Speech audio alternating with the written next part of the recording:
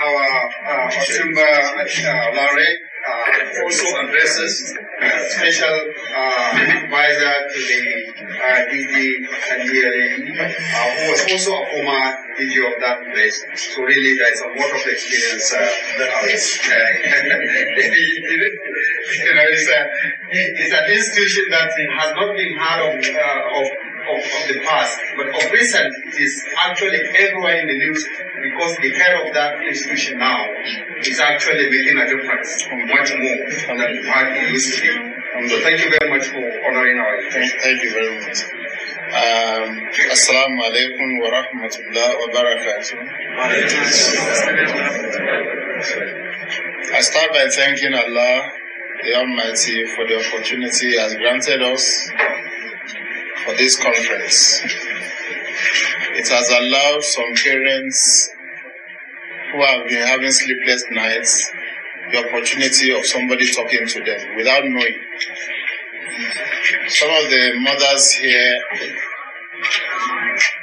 feel a little bit of some relief.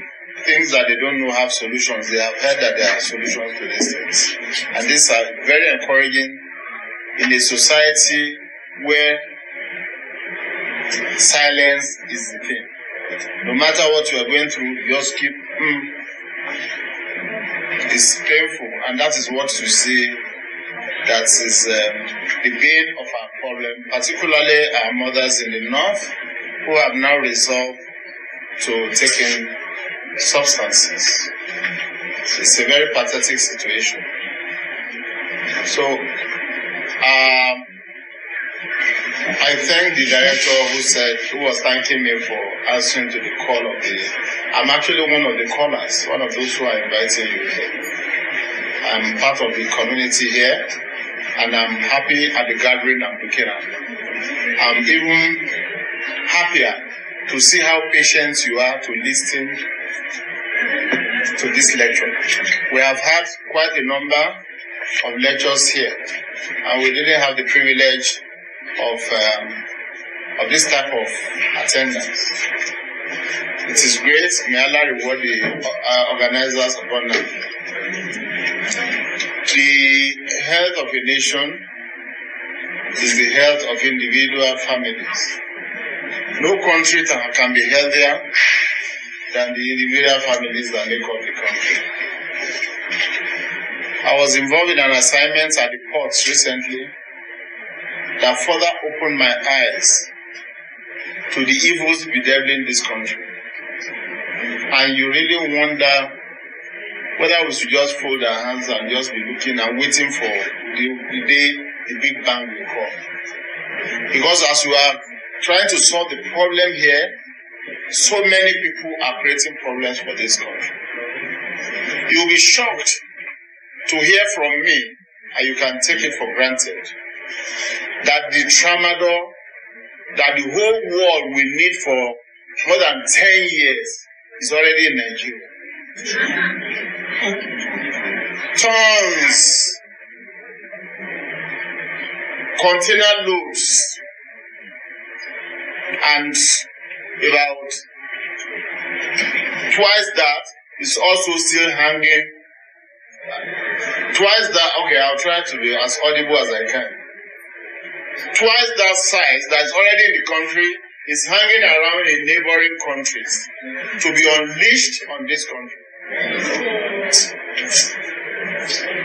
And not only that, there is virtually no drug that you go into this. When I see people rushing into all these pharmacies, and with what I know, it's very pathetic. It's very pathetic. So where is our safety in this country as a nation? If you look at the very expensive drugs for diabetes, hypertension, and all that, and you buy, and you can really not distinguish the parts. You can't distinguish between the fake and the. And some of these, you look at them, they have no, you won't see made where. Country of origin is not existing. I now discovered that all the NAFDAC number you see, they are just stand on there when they arrive here. They make it for them plain from India. I do not know how the people view this country. Therefore, I appeal to you. Okay, for our sisters outside, I regret that you have not been hearing me. I don't know how much I can, but I'll try. We need to watch. If somebody comes in here and say a car is being vandalized outside, you see everybody that parked the car here will rush out. But when it comes to touching the soul of Nigeria, you just don't care. As I talk to you now, so you have a friend who is dropping containers of these things around. Give us the information. You are not just bothered. Did he drop it on your head? What you concern you? This is the attitude that is killing our country. It has no ownership. The Igbo man thinks it belongs to Hausa man. So if I destroy it, I'm hurting the Hausa man. Crazy people.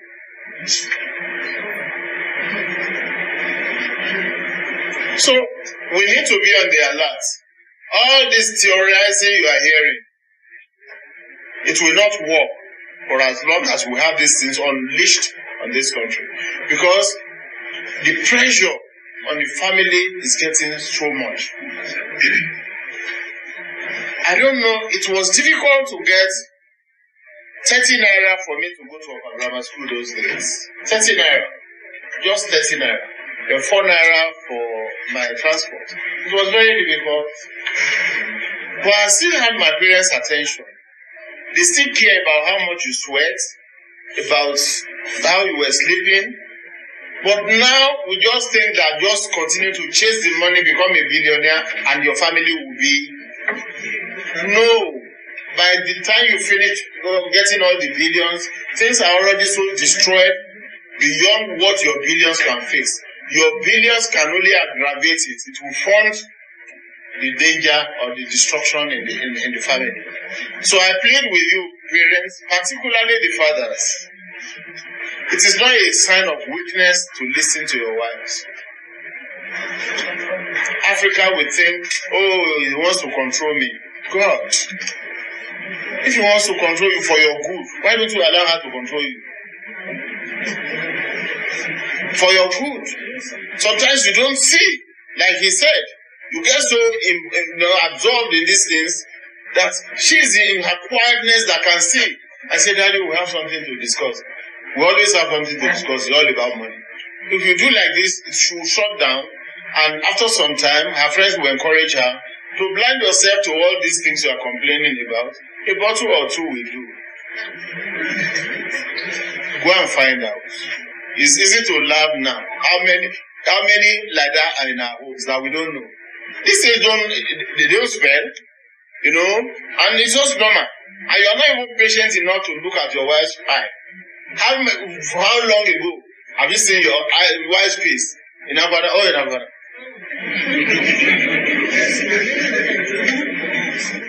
Please get back. You have a legacy of your beautiful name that your father handed over to you that you want to leave for your children. Your father was not like this too. He cared so much. He loved your teachers because of you, because of his love for you. So he goes around looking for your teachers, goes around looking for everybody that cares for you. Also care for your own children. Because it can be very lonely. This you are busy. When you retire, you'll be shocked. Your phones, 3 you use at the time, you reduce it to 1. On that 1, who calls? Because you are no longer useful. That family that you didn't have time for, you are back there. And it's very, very tough. We are not manly enough to apologize, so we keep bearing it. Your son will look at you like this, you look at him like this. What's he doing at home? Let this man leave this place so that we can enjoy ourselves. A lot of us are strangers in our home without knowing. Because we do the macho, just relax, because all the points you intend to rely on to defend yourself before Allah, they won't stand for you. How will you know? Jahiliyyah, Rasulullah was sent to terrible people. Sallallahu alayhi wa sallam. He didn't say it because they were killing their children. These people are not human beings. He didn't abandon the message of Allah. He carried it on. He was stoned. He carried it on. He said, oh Allah, forgive them. Maybe he made a last strategy. Why don't you just humble yourself and say, maybe I lacked strategy. I'm so sorry, my wife. You didn't deserve what I didn't realize how much I fought you. You will be amazed how things will work in your house. The day you stand up to do this, you will be amazed how things will start working. The things were never enough before. You will see how they will be enough. How your wife will now manage your life for you, that it will be so sweet. This one, no matter what you put down now, you are not saying as somebody who loves the family, so they don't care. So they waste you. So I appeal to you. I cannot add any technical points to what they have given you. They have even overloaded you with points. But how many of us have taken enough to say that after Subway tomorrow morning, 15 minutes, I want to sit down with my family and review what we have discussed today? How many of us eat with our family? You see, lawyers, before, they had never used to be law school. What you just do is to eat dinner 3 times and you are called to that. That's how important eating food is. If a meeting is getting very difficult, you say, serve lunch. By the time they come back, people are talking differently. So when people are eating on the table, you are able to observe who is not eating. And you know, these children, they all behave as if they come from the same home. I say, I'm okay. I didn't say you are not okay. Come and eat. Sit down and eat. I'm okay. I'm okay too, but I'm eating. You know, he will be happy that you are drawing him near. I took a chap to the rehab where Dr. Kunle used to be. On our way, he told me, he said, Otunba, let me tell you, I'm going just to honor you. If I come back and my father is behaving the same way he's behaving, I will go back to the drugs. He said, if you take me to rehab 10 years, I will go back. He is punishing his father for not drawing him near. He knows that he's destroying his life, couldn't be other, but he knows that he's embarrassing his father. He's serving minister. So I plead with you not to think that you just come here to waste your time. Raise it with your family. Do I really have this problem? I took my son to Dr. Kunle. I said, test him. My wife was doing like this. I will not look at your face. We are going to test. Everybody will test. Because they said, let's do a test. I want to say your son is on. I'm not saying your son is on drugs, but let's test. What is wrong with let's test? So we'll test. Doctor is here. We'll test. And when it's gone, I hug him and say, you are my boy. Yeah, but that's the only way I can know. I don't want to wait until eyes are dilated. Things have gone too far. Until when he's no longer passing in school. Things are damaged already. Please don't wait. Find out from him. Please, where can we test? When they are going to school, everybody runs the test. When they return, everybody runs a test. Keep a tab on them. You are the one paying. Are you the one paying? What is your problem there? This is not bring urine. Bring urine. Please be on top of your family. If not, it's very, very tough. The nights are very, very long. Between 1 o'clock a.m. and 6, it can be like 3 months or some nights. One director brought his son to me. He said, one night looked like a year to him. Hope this guy will not go and kill anybody in this house before morning. So I plead with you in the name of Allah, because you have a responsibility to God to account for the children He has given you. The one that is one of the bandits now, you will account for him. How your son became a bandit that is destroying Nigeria and giving everyone sleepless nights. And the one that was very cantankerous. I spoke here in the mosque, a DG followed me outside. They said, DG, thank you for what you are doing. My son was very, very bad. We decided that we were going to tackle it. My wife resigned. We faced it. Now he's my best friend. Look at the boy. Now wherever you find him, you find the boy. They are friends now. And it's just stop all the arrogance and face your problem. This is my problem. There's no problem that has never been heard of before. Go back home and say, come, we are thinking that pretending that this problem is not here will make it through. It's not going to work. How do we face it? Then your wife will bring out suggestions that will shock you. She already knows, but it's not you won't listen. So may Allah continue to guide us. People have sent notes to me. Please, particularly those who wish to collaborate with NDLEA in a way that will be good for us all as a nation, like my director said. There's a new person in charge who is very, very sincere, very honest, one of the best administrators in this country. Please, let's take advantage of this man. Marwa is doing a great job. That's why I'm back there with him. Otherwise, when I'm not talking to deaf and dumb, I've talked, people are not listening. Say no, but we have to face it. So may Allah grant us the opportunity of working for Him. Even if you are not interested, work for Allah and look for His pleasure. There's no problem that bedevils your family that He cannot resolve.